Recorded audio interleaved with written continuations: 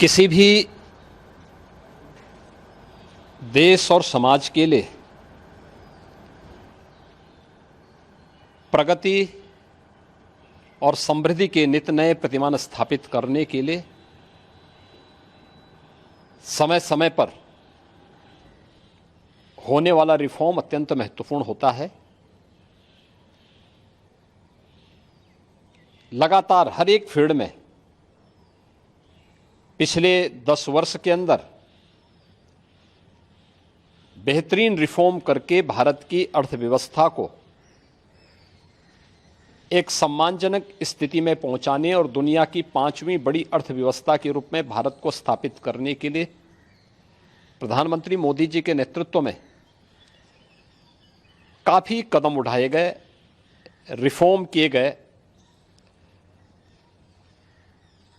स्वाभाविक रूप से एक तरफ हम समृद्धि के नित नए सोपान छुएं, दूसरी तरफ अपनी राष्ट्रीय सुरक्षा को भी उतना ही महत्व देना होगा और राष्ट्रीय सुरक्षा को भी, चाहे वह सेना में, उनके साजो सामान में आत्मनिर्भरता के लक्ष्य को प्राप्त करने का कार्य हो या फिर सेना के आधुनिकीकरण से जुड़े हुए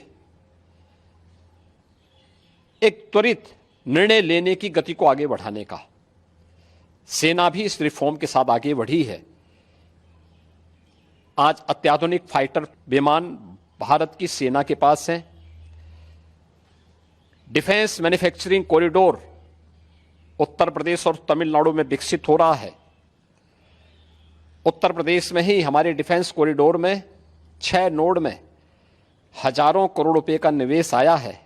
भारत डायनामिक्स लिमिटेड का कार्य हो या फिर ब्रह्मोस मिसाइल बनाने की प्रगति, बहुत सारी ऐसी चीजें हैं जिसमें आज भारत ने एक लंबी छलांग लगाई है।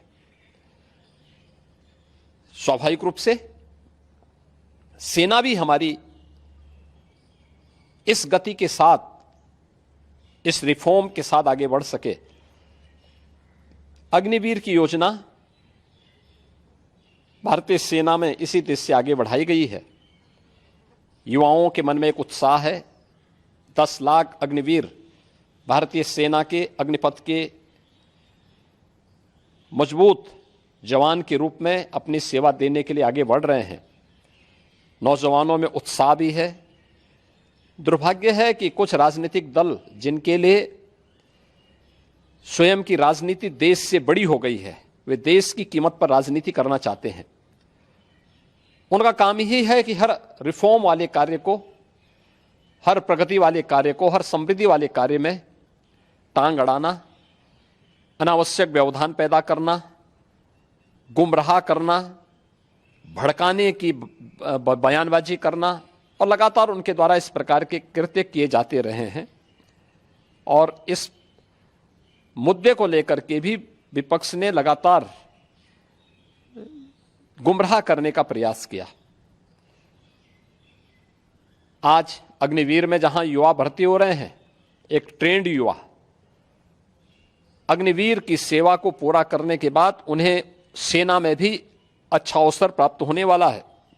पैरामिलिट्री में, सिविल पुलिस में और विभिन्न सेक्टर में भी उन्हें समायोजन करने के लिए व्यवस्था दी जा रही है। बीएसएफ ने, सीआरपीएफ ने, सीआईएसएफ ने, अन्य तमाम हमारे जो पैरामिलिट्री हैं, उन्होंने भी इस बात की घोषणा की है और उत्तर प्रदेश सरकार ने भी इस बात को कहा है कि अग्निवीर की योजना जैसे आगे बढ़ती है और जब ये अपनी सेवा के बाद वापस आएंगे तो हम उत्तर प्रदेश पुलिस सेवा में, पीएसी में इन नौजवानों को प्राथमिकता के आधार पर समायोजन की एक सुविधा देंगे, वेटेज देंगे।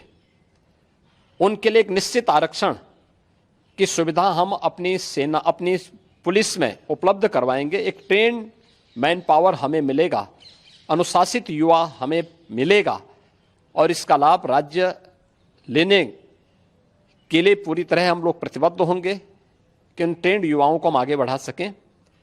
और मुझे लगता है कि हमें प्रधानमंत्री मोदी जी के और भारत सरकार के इस सेना रिफॉर्म के अभियान के साथ राष्ट्रीय सुरक्षा को सर्वोपरि मानते हुए आगे बढ़ना चाहिए।